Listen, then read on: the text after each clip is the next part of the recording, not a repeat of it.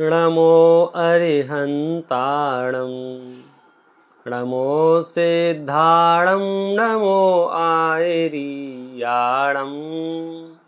नमो उवज्झायाणं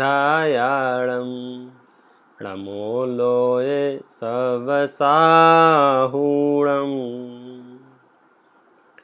केवल रवि किरणों से जिसका संपूर्ण प्रकाशित है अंतर, उस श्री जिन वाणी में होता तत्वों का सुंदरतम दर्शन सदर्शन बोध चरण पथ पर अविरल जो बढ़ते हैं मुनिगण, उन देव परम आगम गुरु को शत शत वंदन शत शत वंदन।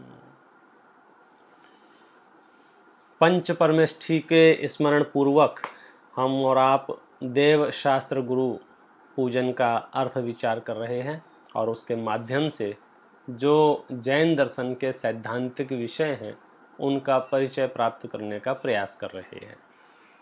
देव शास्त्र गुरु पूजन सच मायने में यदि कोई इसको गहराई से समझता है तो इसमें जैन दर्शन के वो अमूल्य रत्न छिपे हुए हैं जो आपको बड़े बड़े ग्रंथों में पढ़ने को मिलेंगे। जो विषय समय सार, मोक्ष मार्ग प्रकाशक और आपका गौमठ सार, कर्मकांड, जीव कांड, ऐसे बड़े बड़े ग्रंथों के जो विषय हैं वे विषय यहाँ पर बड़ी ही सरलता और बड़े ही विशिष्ट शब्दों के साथ के पूरा विषय एक एक पंक्ति में समाहित हो जाए, इस विधि से यह निरूपण किया गया है। अभी तक हमने अक्षत तक की चर्चा की है, अक्षत वाले छंद के माध्यम से चर्चा की है। अब आज पुष्प के छंद की चर्चा यहाँ पर चलेगी, उसके माध्यम से हम और आप स्वाध्याय करेंगे। एक प्रश्न किसी भाई ने पूछा है कि अक्षत की व्याख्या बहुत सुंदर है, लेकिन उसमें की मार्दव की खंडित काया का मतलब क्या है।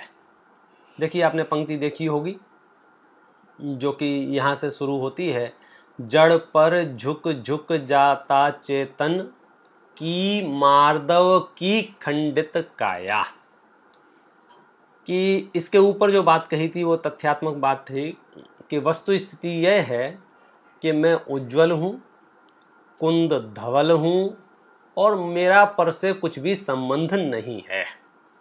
फिर भी जो पदार्थ अनुकूल भाषित होते हैं उनके माध्यम से मैं अहंकार किया करता हूँ, व्यर्थी अहंकार करता हूँ। वो वनवे अहंकार होता है।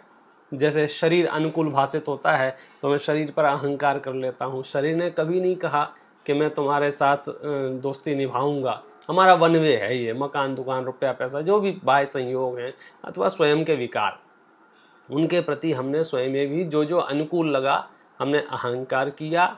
और उस अहंकार से क्या हुआ कि मैंने अपनी सत्ता का तिरोभाव करके, अपनी सत्ता का विस्मरण करके पर सत्ता रूप हो गया। तो जब अपनी सत्ता का विस्मरण करके मैं पर सत्ता रूप हुआ ज्ञान में, श्रद्धान में, वस्तु स्थिति ऐसी नहीं है। वस्तु स्थिति में तो आप एक परमाणु भी, एक प्रदेश भी परिवर्तनीय नहीं है। लेकिन कल्पना लोक में, मिथ्यात्व में इसमें चले गए और हमने मान लिया मैं ही शरीर हूँ, मैं ही संयोग हूँ। तो इससे क्या हुआ कि इससे ये हुआ कि यह जीव जड़ पर झुक झुक जाता, और जड़ पर झुकाव होने से, जड़ के प्रति आकर्षण होने से कि मार्दव की खंडित काया, मार्दव की जो काया है उसको हमने खंड खंड कर दिया। ये मार्दव की काया क्या है? देखो, मैं आपसे पूछता हूँ, जितनी भी वस्तुएं हैं और उनके बारे में यदि गहराई से निर्णय करना हो तो हम उनके डिटेल इंग्रेडिएंट्स पढ़ते हैं कि इसमें क्या क्या है, तो उससे हमें पता चल जाता है कि अच्छा इस वस्तु में ये चीज़ें हैं। जैसे ये समझो ये डब्बा है, अब हम इसके विषय में अगर विशेष जानना चाहें तो हम ये जानना चाहेंगे कि ये क्या चीज़ है, ये प्लास्टिक है कि लोहा है कि स्टील है कि सोना है कि चांदी है। क्यों जानना चाहेंगे? क्योंकि इससे वस्तु की उम्र का, हैसियत का, सबका तय होगा। जैसे ये प्लास्टिक है और मैं कहूँ ये 10 करोड़ की है तो आप हंसोगे, हैं प्लास्टिक कोई 10 करोड़ की कैसे हो सकती है। लेकिन मैं कहूँ यहाँ पर रत्न लगे हुए हैं, इसमें डायमंड लगे हुए हैं, फिर आप कहोगे हाँ ठीक है संभव है। तो ऐसे ही आत्मा जो है, आत्मा अर्थात मैं, तो मुझ में ऐसा कौन सा हरा रंग लगा है, मुझ में ऐसे कौन से रत्न लगे हुए हैं, उन रत्नों के नाम क्या हैं जिससे मैं बना हुआ हूं। तो सामान्य और विशेष गुणों का घनपिंड यह आत्मा।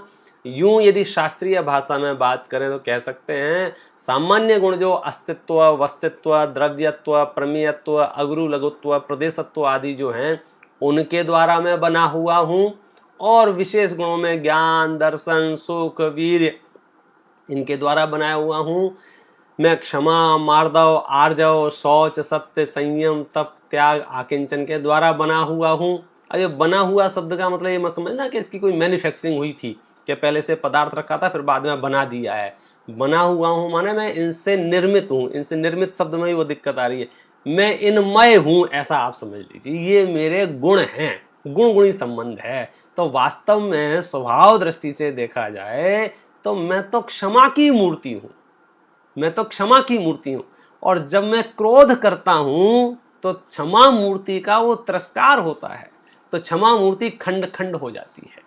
ऐसे ही मैं क्षमा मूर्ति के साथ साथ मैं मार्दव की भी मूर्ति हूं, मैं मार्दव की प्रतिमा हूं, मैं मार्दव की काया हूं, मैं मार्दव से बना हुआ हूं, मैं मार्दवमय हूं। लेकिन जब मैं पर पदार्थों का अहंकार करता हूं तो मेरा तिरस्कार होता है।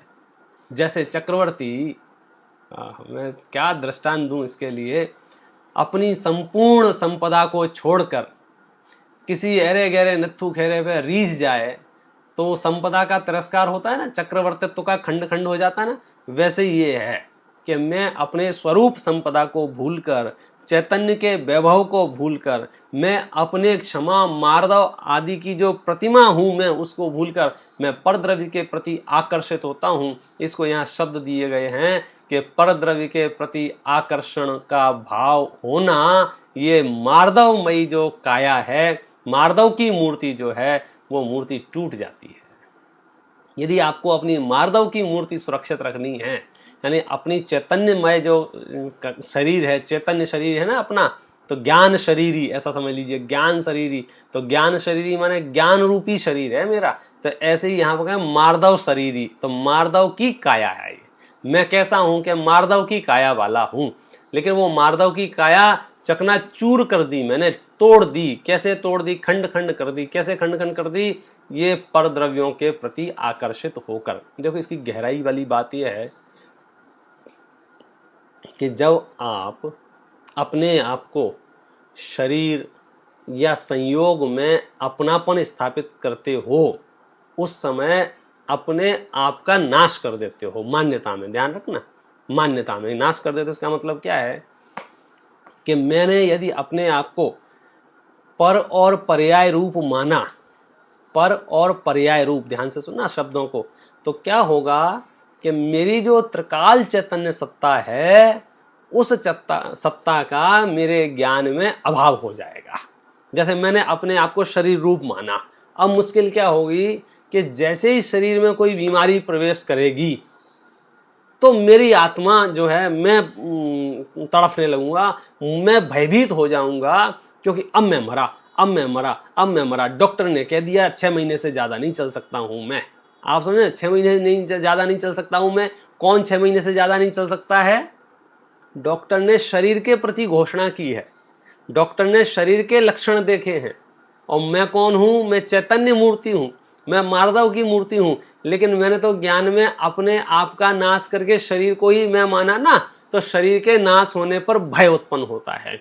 इसी प्रकार से जिन्होंने धन को अपना मान रखा है, धन के नाश होने पर भय उत्पन्न होता है। जिन्होंने पुत्रादि को आप रूप माना है, पुत्रादि के नाश होने पर अथवा उनकी अवज्ञा करें, वे हमारा तिरस्कार करें, अथवा वे हमें छोड़ के चले जाएं, तो हमें भय उत्पन्न होता है। अब मेरा क्या होगा, अब मेरा क्या होगा? भैया तुम पर और पर्यायों से अपनी दृष्टि को समेट लो, अपने आप को आप रूप अनुभव करो, तो फिर आकुलता का वहां काम कोई काम नहीं है। तो फिर आपकी मार्दवमयी काया सुरक्षित रह सकती है। और यदि हम परद्रव्यों के प्रति आकर्षित होते रहेंगे, इस पूरे ब्रह्मांड में यदि अपनी आत्मा से अधिक, अपनी आत्मसत्ता से अधिक, यदि अपने चैतन्य वैभव से अधिक कोई भी भाषित होता है, इसका मतलब हम अपनी मार्दवमयी जो कोमल मूर्ति काया है उसका नाश कर रहे होते हैं, उसको तोड़ रहे होते हैं। अपने, इसे कहना चाहिए अपने हाथों से अपने पैरों पे कुल्हाड़ी मारना। जैसे हम क्रोध करते हैं, मान करते हैं, मायाचारी करते हैं, तो लगता तो ऐसा है कि हम सामने वाले के प्रति क्रोध कर रहे हैं, भ्रम तो ऐसा होता है हम सामने वाले के प्रति, लेकिन असली बात यह है सामने वाले, आप जो क्रोध कर रहे हैं उसके सामने वाले का क्या बिगाड़ होगा, क्या बिगाड़ नहीं होगा, ये तो भवितव्यता पर और सामने वाले की सहन शक्ति पर निर्धारित है। लेकिन आपने जिस क्षण विकार किया उस समय आपका तो बुरा होगा ही होगा। देखो, इस बात को आप बहुत गहराई से समझ लीजिए।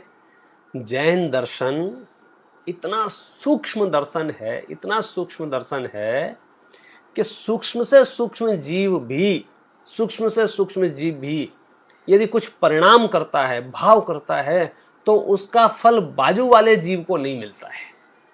तो ऐसे ही हम और आप में से कोई भी विकार करेगा, हो सकता है आप कारण गिनाओगे कि इसकी वजह से किया, इसकी वजह से किया, इसकी वजह से किया, लेकिन आप ये मान के चलिए कारण कुछ भी हो, यदि चैतन्य सदन में विकार उत्पन्न हुआ है, अर्थात आकुलता होगी, बेचैनी होगी, कर्म बंधन होगा, संसार बढ़ेगा। और इसको सरल बात कहूं ना, क्रोध करने वालों की सबसे बड़ी समस्या ये है कि वे पहले तो क्रोध करते हैं, फिर मनी मन अपनी पीठ ठोकते हैं कि मैंने बहुत बढ़िया क्रोध किया, मुझे क्रोध करना चाहिए था, और फिर तरह तरह के समझो हेतु दिखा देते हैं। मैं क्या करूं, तुम काम ही ऐसे करते हो जिससे क्रोध आ जाता है, मैं क्या करूं, तुम उल्टे चलते हो, तुम्हारा परिणमन विपरीत होता है, तुम्हें मतलब जिस प्रकार से अपने अंदर हुए क्रोध को वह परकृत घोषित करना चाहता है, जबकि ऐसा नहीं है। अपने अंदर यदि क्रोध पैदा हुआ है तो उसके हेतु अपने अंदर विद्यमान है। पूरा विश्व मिलके भी आपका तिरस्कार करे और आपको यदि चैतन्य सत्ता का भान हो तो क्रोधादि कषाय उत्पन्न ही नहीं होगी। और पूरा विश्व भी आपको सर आंखों पे रखे तो भी आप किसी को भी निमित्त बना के क्रोधादि कर सकते हैं। अच्छा, ये क्रोध करने वालों की और एक कदम आगे की खासियत, तो जो सामान्य जीव हैं, सामान्य जीव माने जिनको धर्म से कोई लेना देना नहीं है, वे तो अपने घर परिवार आदि के निमित्त से क्रोध आदि करते हैं। अब वो जैसे ही वो जीव घर परिवार से बाहर निकल के सामाजिक कार्यों में लग जाता है तो वो समाज के निमित्त से क्रोध आदि करते हैं। यदि वो धार्मिक कार्यों में लग जाता है तो धर्म के निमित्त से क्रोध आदि करते हैं। अच्छा, इसमें मजा क्या, मजे की बात यह है कि वो क्रोध करने वाला ये कहता है मैं अपने लिए क्रोध थोड़ी कर रहा हूं, मैं तो समाज के लिए कर रहा हूं, मैं अपने लिए थोड़ी कर रहा हूं, मैं तो धर्म के लिए कर रहा हूं। भाई साहब, तुम कुछ भी बहाने बनाओ, यदि तुम्हारे अंदर क्रोधादि विकार उत्पन्न हुआ है, वो विकार वर्तमान में आकुलता देगा और भविष्य के लिए कर्म बंधन करा के ही जाएगा। ऐसा कहां है? मैं आपसे पूछता हूं कि देखो, हमको गुस्सा आ जाता है, ये हमारी कमजोरी हो सकती है। मैं ये नहीं कह रहा हूं कि धर्मात्माओं को गुस्सा नहीं आ सकता है, या आप परिवार में रहते हैं तो आपको गुस्सा नहीं आ सकता है। क्रोध आदि का आना ये कोई वैसी बात नहीं है कि क्यों आ गया और आप इतनी पूजा करते हो या इतना धर्म करते हो क्रोध नहीं आना चाहिए। मैं ये नहीं कह रहा हूँ क्रोध आए या नहीं आए वो एक अलग विषय है। मैं यहाँ ये कह रहा हूँ उस क्रोध को भला मत कहो, अच्छा मत कहो, उपादेय मत कहो, संग्रहणीय मत कहो। जैसे गुरुदेव श्री बोलते थे अधिकांश प्रवचनों में कि ज्ञानी जीव को भी राग तो होता है परंतु राग का राग नहीं होता है। ये राग का राग क्या है कि जो विकार उत्पन्न हुआ है उस विकार से प्रीति भाव नहीं होता है, अपितु उस विकार के प्रति खेद बरतता है। हमारी समस्या ये है कि हमें विकार भी उत्पन्न होता है और उस विकार से प्रीति वर्तती है। प्रीति वर्तती है माने हम लॉजिक दे दे के थक जाते हैं और अपने उस विकार को जायज ठहराते हैं, इसलिए मैंने विकार किया था।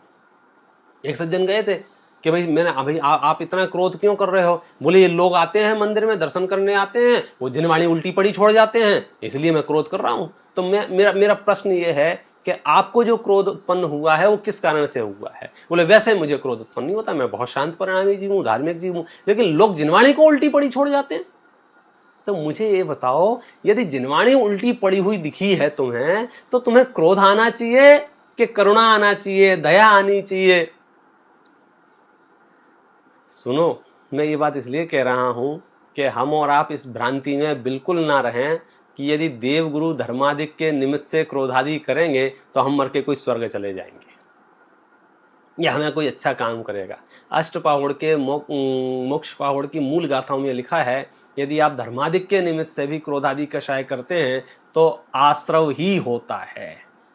बोले मैं तो महावीर भगवान के लिए क्रोध कर रहा था। अरे भगवान महावीर ने कहा तुमसे मेरे लिए क्रोध करो। पूरे विश्व के प्रति क्षमा भाव रखने वाले महावीर अपने अनुयायियों को ये ठेका देके गए तुम मेरे लिए लड़ना। देखो, तुम्हारी भूमिका निचली हो और तुम्हें कोई कुछ कहे और प्रतिकार में कुछ कहने में आ जाए, जिसको अपन विरोधी हिंसा के नाम से जानते हैं, वो विरोधी हिंसा हो जाए एक अलग विषय है, और हम उस विरोधी हिंसा को योग्य ठहराने लग जाएं और आपस में एक दूसरे को भड़काने लग जाएं हिंसा के लिए कि हाँ धर्म के नाम पर तो हिंसा कर सकते हो, धर्म के लिए तो हिंसा कर सकते हो, धर्म के लिए हिंसा करने में कोई दिक्कत नहीं है। भाई साहब क्या कह रहे हो? धर्म के लिए हिंसा कर सकते हैं? जो सबसे पवित्र जगह थी, जहां आके सर्व प्रकार से हमारा हृदय क्षमा से भर जाना चाहिए, वहीं आके हम हिंसा करने लग जाते हैं। ये पूरे विश्व में हो क्या रहा है? आप इतिहास के पन्ने उठा के देख लीजिए। एक धर्म अनुयायियों ने दूसरे धर्म अनुयायियों को मारा है, पीटा है, कूटा है, धर्म परिवर्तन कराया है। किस नाम पर? कि मैं धर्म के लिए कर रहा हूं, अपने लिए थोड़ी कर रहा हूं। त्राई त्राई मचाई है भाई साहब। इसलिए हम यह बात में कभी इस बात में सहमति नहीं दे सकते हैं कि धर्म के नाम पर भी हिंसा होना चाहिए। अरे भैया, धर्म के नाम पर तो हिंसा का कोई काम ही नहीं है। कोई महावीर को माने तो ठीक, नहीं माने तो ठीक, इसमें हिंसा की क्या बात है? अरे महावीर तो खुद उस मुद्रा में बैठे हुए हैं, जिसको निंदा करनी है निंदा करे, जिसको प्रशंसा करनी है प्रशंसा करे। दौवन पे तुमरो समभाव, ये अपन ने दूसरे नंबर की पहले नंबर की कक्षा में बात की थी ना, भगवान कैसे होते हैं, देवता कैसे होते हैं। दौवन पे तुमरो संभाव, दोनों पे तुम्हारा संभाव है, चाहे वो राजा श्रेणी को, चाहे वो रानी चेलना हो। हम मुफ्त में ही मरे जा रहे हैं। इसलिए अपनी कषायों को कंट्रोल करना चाहिए, अपने विचारों को दिशा देना चाहिए। विषम से विषम परिस्थितियों में भी क्रोधादि विकार पुष्टनीय नहीं है, मना पोषणीय नहीं है, उनको शाबाशी देने लायक नहीं है। हम जैसे देखो, हम कमजोर हो और थोड़ी गर्म ठंडी हवाएं चलें और हमें बुखार हो जाता हो या सर्दी जुकाम हो आते हो, ये अलग विषय है, ये हमारी कमजोरी है। लेकिन हम ये ना कहने लग जाएं अब इतना बारिश होगी तो जुकाम तो होना ही चाहिए ना, अब इतना मौसम खराब होगा तो बुखार तो आना ही चाहिए ना, अच्छी चीज है। और तुम्हें बुखार नहीं आया, तुम कैसे आदमी हो यार? बताओ, इतनी गर्मी पड़ रही हो, तुम बीमारी नहीं पड़ रहे हो, पड़ जाओ। ऐसा नहीं। लोग इतने उल्टे चल रहे हैं, तुम गुस्सा ही नहीं कर रहे हो। लोग इतना प्रतिकूल प्रदर्शन कर रहे हैं, आप गुस्सा ही नहीं कर रहे। अरे गुरुदेव श्री का पूरा जीवन देख लो भाई साहब, वे तो विरोधियों के प्रति भी एक ही स्वर कहते थे, भूलेला भगवान छे, भूला हुआ भगवान है। अब आप क्या कहोगे? हम जिनके अनुयायी हैं उनके मार्गदर्शन में अपनी नीतियां बनाए ना, कि कोई कुछ भी कहे, हमें हिंसा का रास्ता नहीं अपनाना है। पुलिस खत्म हो जाएंगे। अरे खत्म हो जाओगे क्या? खत्म नहीं हो जाएगा, अमर हो जाओगे। खत्म तो हिंसा के रास्ते से अपनाओगे तो हो जाओगे। खैर, ये अपने आप में स्वतंत्र विषय है। अभी तो अपनी चर्चा इतनी सी की थी, जब हम क्रोधादि विकार करते हैं तो हम जो मार्दवमयी मूर्ति है उसको खंड खंड कर देते हैं, उसका तिरस्कार कर देते हैं, यानी अपनी आत्मा का, यानी स्वयं का तिरस्कार करके हम प्रभावों में उलझ जाते हैं और जिससे हमारा संसार बढ़ जाता है। और अब हम चर्चा प्रारंभ करते हैं। यह पुष्प सुकोमल है कितना, पुष्प वाला छंद है और बहुत क्या कहना चाहिए। ये देखो, आपको पता नहीं क्या चल रहा है, पूजन चल रही है। पूजन में भावों की बहुत प्रधानता होती है। भावों की माने आप किसी के प्रति भक्ति कर रहे हैं ना, तो भक्ति में ईमानदारी की सख्त आवश्यकता होती है। एक तो वैसे होते हैं प्रशंसक, स्वार्थपरक प्रशंसक। स्वार्थपरक प्रशंसक माने जैसे किसी को आपसे उधार लेना है तो वो आपके पास आके बैठेगा और यार आप तो बहुत महान हैं और आपके तो वो बहुत चर्चे हो रहे हैं और आपके बारे में तो बोला, ये इस स्वार्थ परक प्रशंसा है। और एक होती है निस्वार्थ प्रशंसा।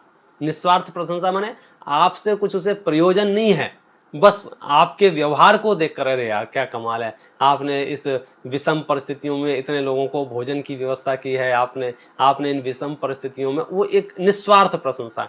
तो ये अपन जो पूजन कर रहे हैं जिनेंद्र परमात्मा की, देव शास्त्र गुरु की, ये आत्म मंथन करना पूजन युगल जी साहब के शब्द हैं, लेकिन आप ये मान के चलना ये युगल जी साहब पूजन नहीं कर रहे हैं, ये मैं पूजन कर रहा हूँ। भले ये युगल जी साहब ने लिखी है, ये शब्द उनके लिखे हुए हैं, लेकिन आप ये मान के मत पढ़ना उनके लिखे हुए हैं, आप ये मान के पढ़ना यही विचार मेरे हैं, मैं भी इन्हीं भावों से पूजन करता हूँ। और किस ईमानदारी के साथ पूजन चल रही है, आप इसकी पराकाष्ठा देखिए। पुष्प वाले छंद में अपना हृदय खोल के रख देता है भक्त, भगवान से कहता है हे भगवान सुनिए, यह पुष्प सुकोमल कितना है, तन में माया कुछ शेष नहीं, निज अंतर का प्रभु भेद कहूं, उसमें ऋजुता का लेश नहीं, चिंतन कुछ फिर संभाषण कुछ, क्रिया कुछ की कुछ होती है, स्थिरता निज में प्रभु पाऊं, जो अंतर कालुष धोती है, जो अंतर कालुष धोती है। देखिए पुष्प का छंद है और ये सब अवलंबन है, जैसा कि शुरुआत में चर्चा कर चुके हैं। अष्टद्रव्य के अवलंबन से हम जिनेंद्र परमात्मा की पूजन कर रहे हैं, देवशास्त्र गुरु की पूजन कर रहे हैं। पुष्प अपने हाथ में है, कल्पना कीजिए ये पुष्प हैं और पुष्पों को सामने रख के, पुष्पों को साक्षी मान के हम भगवान से कह रहे हैं हे भगवान मैं आपकी पूजन में आया हूँ। और उसका विश्लेषण देखिए, वो पुष्प के अवलंबन से अपनी बात आगे बढ़ाते हैं और कहते हैं यह पुष्प सुकोमल है कितना। आप देखो जरा, देखो ध्यान से देखो पुष्प को, यह पुष्प सुकोमल है कितना, तन में माया कुछ शेष नहीं। हे भगवान यह पुष्प कितना सुकोमल है, कितना सुकोमल है। पुष्प तो देखा ही होगा ना आपने, पुष्प कैसा होता है, उसका आकार प्रकार, वो कितना कोमल होता है, वो कितना सॉफ्ट होता है, वो कितना मतलब सरल होता है। सरल, सरल का मतलब उसमें कहीं टेढ़ापन नहीं है, उसमें ये देखो तन में माया कुछ शेष नहीं। यह पुष्प, पुष्प के अवलंबन से बात की, यह पुष्प सुकोमल कितना है। हे भगवान यह पुष्प कितना सुकोमल है, कितना सरल है। इसके शरीर में, तन में माने इसकी काया में, इसके शरीर में माया कुछ शेष नहीं। माया माने वक्रता, मायाचारी बोलते हैं ना वक्रता को, टेढ़ेपन को, तो इसमें कहीं टेढ़ापन नहीं दिख रहा है मुझे। पुष्प कैसा होता है, एकदम सरल, सुगंधित, यानी कि पुष्पों के क्या कहना चाहिए, आपके ऊपर पुष्प वृष्टि की जाए तो आपको कैसा लगेगा। मतलब पुष्प का कोई भी हिस्सा यदि हमें स्पर्श करेगा तो हमें वक्रता का अनुभव नहीं होगा। वो पुष्प का नेचर की बात चल रही है, यानी पुष्प इतना सरल है, इतना सरल है, इतना सरल है, उसमें कोई टेढ़ापन नहीं है, उसमें कहीं वक्रता नहीं है। ये तो अवलंबन वाली बात बताई पुष्प के माध्यम से। अब जो असली बात कहनी है, हमें पुष्प की व्याख्या नहीं करनी है, हमें तो अपनी व्याख्या करनी है, तो उसके लिए बात कहते हैं। और भगवान एक बात और बताऊं, भगवान बोले बोलो बोलो क्या बोल रहे हो। निज अंतर का प्रभु भेद कहूं, उसमें ऋजुता का लेश नहीं। और निज अंतर का प्रभु भेद कहूं, निज अंतर अपने भीतर का, भेद माने रहस्य, भेद समझते हो ना, आपने सुना होगा एक मुहावरा, घर का भेदी लंका ढाए। विभीषण जी के लिए कहा जाता था ये भेद समझ कर रहस्य बताना, मतलब जानकारी बताना। तो ऐसे ही भगवान, मैं चढ़ा तो आपके सामने पुष्प रहा हूं, पुष्प के अवलंबन से पूजन कर रहा हूं, और पुष्प जब सामने देखा तो मुझे विचार आया कि यह पुष्प सुकोमल है कितना, तन में माया कुछ शेष नहीं, निज अंतर का प्रभु भेद कहूं, उसमें ऋजुता का लेश नहीं। मैं अपने अंदर का भेद बताऊं आपको, किसी को बताना मत, मैं अपने अंदर की बात बताऊं, मेरे अंदर सरलता का अंश भी नहीं है, ऊपर से नीचे तक मैं वक्रता से भरा हुआ हूं, मायाचारी से भरा हुआ हूं, बात बात पर मैं मायाचारी में माहिर हो गया हूं। ऐसा नहीं, ऐसा कहने का मतलब था मेरा, यूं नहीं ऐसा था। तो मतलब आप समझ लीजिए ये कितनी ईमानदारी के साथ पूजन चल रही है, किन भावों के साथ। यह पुष्प सुकोमल है कितना, तन में माया कुछ शेष नहीं, निज अंतर का प्रभु भेद कहूं, मैं अपने अंदर का रहस्य बताऊं कि बताओ, उसमें ऋजुता का लेश नहीं, उसमें सरलता का कोई लेश नहीं है, अंश मात्र भी सरलता नहीं है मेरे अंदर। भगवान क्या करूं, सुबह से लेके शाम तक, शाम से लेके 24 घंटे, हर पल हर क्षण में मायाचारी से भरा हुआ हूं। कि तुम ऐसा क्यों कह रहे हो, कि क्या करूं, आप सुनिए। उन्होंने फिर तर्क देता है, युक्ति के साथ बात करता है। कैसा, क्योंकि चिंतन कुछ फिर संभाषण कुछ, क्रिया कुछ की कुछ होती है। ये हमारी मायाचारी का सर्वोत्कृष्ट नमूना है। क्या, चिंतन कुछ, सोचते तो कुछ और है, संभाषण कुछ, बोलते कुछ और है, क्रिया कुछ की कुछ होती है, और एक्टिविटी तो कुछ अलग ही होती है। तीन चीजों की बात की ना, किस किस की, क्रिया की और वाणी की और चिंतन की।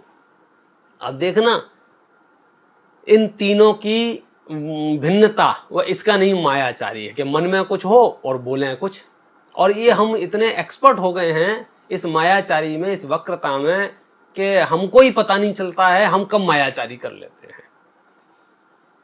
दो चार उदाहरणों के माध्यम से हम इस बात को समझ सकते हैं। वैसे तो हम और आप सब संसारी जीव हैं, सब इन विषयों से अनुभूत हैं। देखो, कोई दूसरा हमारा परिणाम जानता हो या ना जानता हो, किसी दूसरे को हमारी मायाचारी पकड़ में आती हो या नहीं आती हो, किसी दूसरे को हमारा छल प्रपंच समझ में आता हो या नहीं आता हो, यदि शांत से बैठकर अपने बारे में विचार करता हूं, तो मुझे तो अपने परिणामों का, अपने विचारों का स्पष्ट दर्शन होता है कि नहीं होता है। हाँ यार, मैंने मायाचारी की, मैंने छल किया, मैंने झूठ बोला, मैंने दुर्व्यवहार किया, कुछ वस्तु थी और मैंने कुछ कह दी।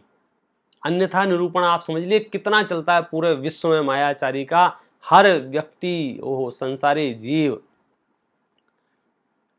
बड़े पंडित साहब हैं, उनका एक वाक्य वो कहते हैं अक्सर प्रवचनों में, हम इन संसारियों का क्या भरोसा करें, इनका हर व्यवहार मायाचारी के ढक्कन से ढका हुआ होता है। माने हमें खुद पता नहीं चल रहा है कि सामने वाला जो एक वाक्य भी बोल रहा है ना, वो किस स्टेशन से बोल रहा है। इसको बोलते हैं मायाचारी की पराकाष्ठा। चिंतन कुछ फिर संभाषण कुछ, क्रिया कुछ की कुछ होती है। कितनी दफे क्या, रोज हम दोपहर में सो रहे हैं बराबर, और अचानक से किसी ने घंटी बजा दी। अब घंटी बजी है तो खोलना तो पड़ेगा। खोल के देखा तो जैसे ही देखा पंडित जी खड़े हैं, तो मन में विचार आया, अरे यार ये कोई टाइम है आने का। ये मन में विचार आया, सोने का समय है, आराम कर रहा था मैं, डिस्टर्ब कर दिया। और संभाषण में, अरे आइए पंडित जी पधारिए पधारिए पधारिए।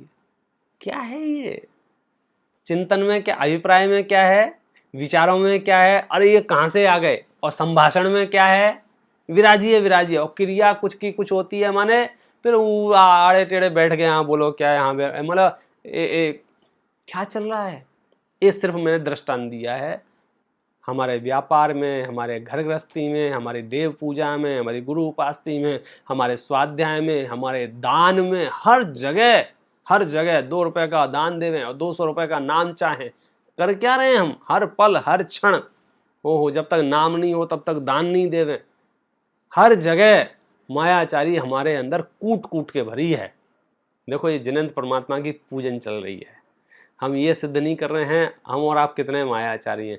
यहाँ तो भक्त अपने बारे में जिनेंद्र परमात्मा के सामने एकदम स्पष्ट ओपन हृदय से, ओपन हार्ट सर्जरी जिसको कहना चाहिए, ओपन हृदय से बात स्वीकार कर रहा है। प्रभु यह पुष्प सुकोमल कितना है, तन में माया कुछ शेष नहीं, निज अंतर का प्रभु भेद कहूं, उसमें ऋजुता का लेश नहीं।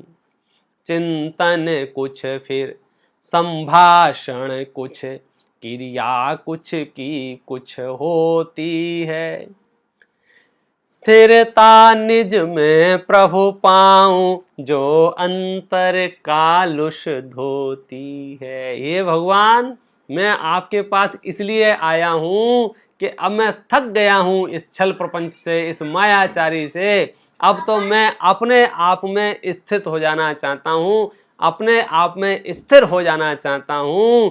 जिससे क्या होगा? जिससे मेरे अंदर की जो कलुषताएं हैं वे सब धुल जाएंगी, वे सब नष्ट हो जाएंगी, वे सब मिट जाएंगी। बोलो, स्थिरता निज में प्रभु पाऊं, जो अंतर कालुष धोत। स्थिरता चाहते, स्थिरता। और मैं स्थिर नहीं रह सकता हूं। स्थिर नहीं रह सकता हूं माने हमारा उपयोग स्थिर नहीं रहता है, भागता है। भागता है माने कहाँ भागता है? विषय और कषाय, विषय और कषाय, इसके अलावा और कहाँ जाएगा?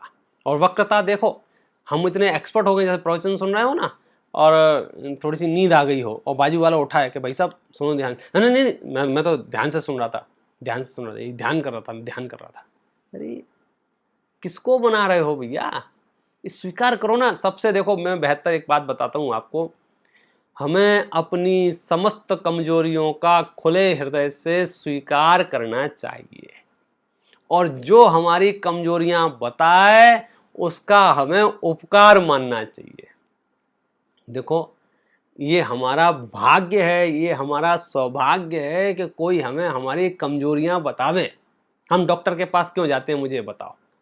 वो हमारी तारीफ करे या चेकअप करके बताए यहाँ समस्या है, और वो जितनी ज़्यादा बराबर यथार्थ जैसा हो वैसा निरूपण करे तो अच्छा डॉक्टर है, या वो अच्छा डॉक्टर है नहीं तुम्हें कुछ नहीं हुआ है, नहीं तुम्हें कुछ नहीं हुआ है। बोलो हमें कैसे मित्र पसंद हैं, हमें कैसे गुरु पसंद हैं, हमें कैसे डॉक्टर वैद्य पसंद हैं? बोलो हमारे मिथ्या मत छा गई है तो हमें ऐसी संगति अच्छी लगती है जो हमारी प्रशंसा करे, जो हमारी तारीफों के पुलवान हैं वे हमें मित्र लगते हैं, और जो हमें यथार्थ बता देवें कि भैया तुम्हारी ये क्रिया गलत है, तुम्हारा ये परिणाम गलत है, तुम्हारा ये विचारधारा गलत है, तुम्हारी ये सोच गलत है, हम उसे मित्रता खत्म कर लेते हैं। अरे यार तुम तो बहुत टोकते हो हमें।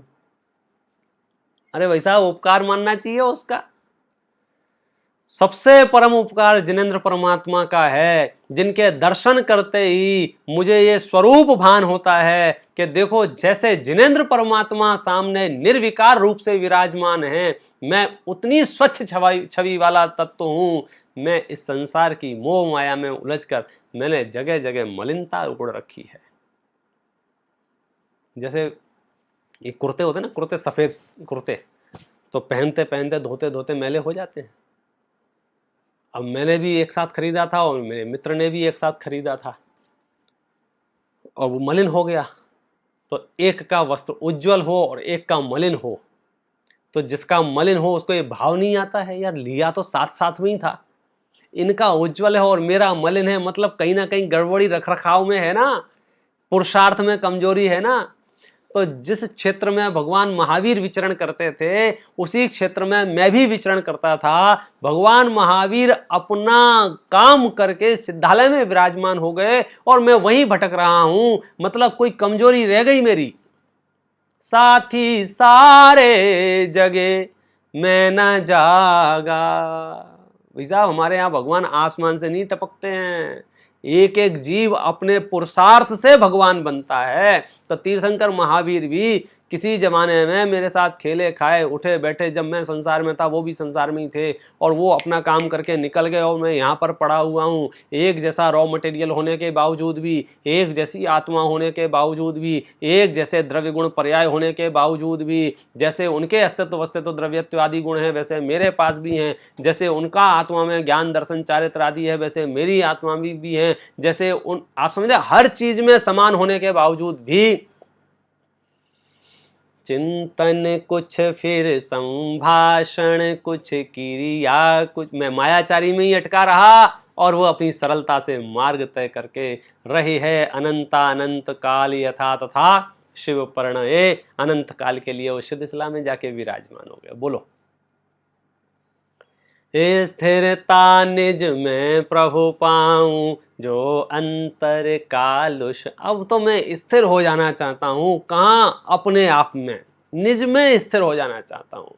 और निज में स्थिर वही हो सकता है, देखो वैसे एक क्रमिक विकास चल रहा है, ऊपर ऊपर के छंदों को आप भूल मत जाना, यदि भूल जाए तो द्वारा द्वारा सुन लेना। कारण क्या है, हम जिस क्रम से मिथ्यात्व का नाश किया, क्रोध का, मान का, आज मायाचारी की बात कर रही है, क्रम क्रम से इस गाड़ी को इतनी आगे तक ले जाएंगे कि आप यदि यथार्थ निर्णय तक पहुंच गए तो हमारा और आपका उपयोग अस्थिर होगा ही नहीं।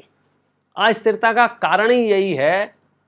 मैं आपसे कहता हूं, मैं शांति से खड़ा हूं और यहाँ पर समझो एक मशीन रखी हुई है, वो मशीन ट्रैक्टर रखा हुआ, ट्रैक्टर समझते हो ना, तो ट्रैक्टर रखा हुआ और वो स्टार्ट है। अब मैं ट्रैक्टर का अवलंबन ले लूँ, ऐसे ऐसे ऐसे ट्रैक्टर पर ऐसे टिक के खड़ा हो जाऊँ, तो मैं भी बुड़ ऐसे ऐसे वाइब्रेट करूँगा।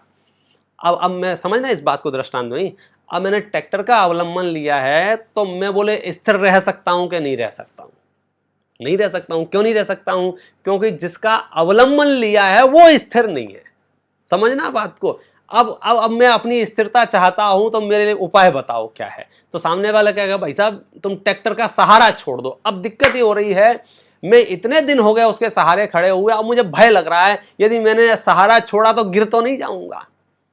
भाई साहब गिर नहीं जाओगे, आप स्थिर हो जाओगे। जैसे ट्रैक्टर का अवलंबन लेने पर मैं ट्रैक्टर रूप हो जाता हूं, मैंने उसकी अस्थिरता मेरे अंदर आ जाती है। ऐसे ही पर्यायों का अवलंबन लेने पर पर्याय चूंकि क्षणवर्ती हैं, पर्याय चूंकि लय धर्मा हैं, पर्याय चूंकि विनष्ट होने वाली हैं, पर्याय चूंकि नष्ट हो जाती हैं, तो मैं भी क्षण क्षण भाव मरण कर रहा हूं, क्षण क्षण मरण कर, ऐसा लग रहा है बस मरा, हाय मरा, हाय मरा, हाय मरा। और भाषा भी इतनी एक्सपर्ट हो गई, हम हर क्षण बोलते रहते हैं, अरे मर गए, हमारे 100 रुपया नहीं मिल रहे, अरे मर गया उसने तो हमारा तिरस्कार कर दिया, अरे मर गए आज तो खाना ही नहीं खाएंगे, अरे मर गए, अरे मर गए। क्यों मर गए?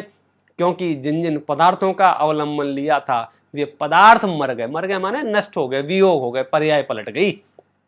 तो इसलिए स्थिर होना हो तो शरीर और संयोगों से, पर और पर्यायों से अपने उपयोग को हटा ले। उपयोग को हटा ले माने इनमें अपनापन छोड़ दो, और जैसे ही इनमें अपनापन छोड़ा आप स्वयं स्थिर हो जाएंगे। स्वयं स्थिर हो जाएंगे, हो क्या जाएंगे? स्थिर ही हैं। आत्मा अस्थिर कभी हुआ ही नहीं भाई साहब, स्थिर ही है। स्थिर ही है माने स्वयं की संपदा और स्वरूप के अवलंबन से अस्थिरता आती ही नहीं है। अस्थिरता का जन्म का असली कारण ही ये है, मैंने अपने स्वरूप को समझा नहीं और पर द्रव्य को ही अपना स्वरूप मान लिया। तो पर द्रव्य में जो जो परिणमन होता है वह परिणमन में अपने आप में मानता हूँ, इसलिए मुझे हर क्षण हर पल आकुलता बनी ही रहती है। अब मैं निराकुल जीवन जीना चाहता हूँ तो उसका एक ही आधार है कि मैं अपने आप में विराजमान हो जाऊं, अपने आप का ध्यान करूं, अपने आप में रमण करूं, अपने आप का श्रद्धान करूं। मगर उसके लिए जरूरी है कि हम सत्य तथ्यों का परिचय करें, और जैसे जैसे सत्य तथ्य हमारे सामने आते जाते हैं वैसे वैसे हमारी ज्ञान की निर्मलता, श्रद्धान की निर्मलता बढ़ती जाती है और हमारा उपयोग स्थिर हो जाता है।